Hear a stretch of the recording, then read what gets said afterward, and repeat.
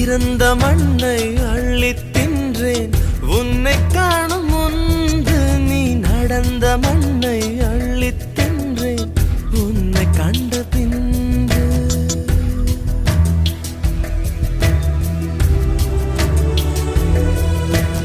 அன்னை தந்தை கண்டதில்லை நான் கண் திறந்த பின்பு. என் அத்தனை உறவும் மொத்தம் கண்டேன் உன்னை கண்ட பின்பு.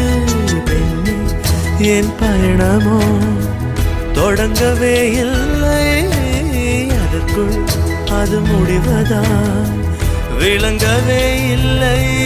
நான் கரையாவதும் இல்லை நுரையாவதும் வளர்ப்பிறையாவதும் சொல்லில் உள்ளதடி.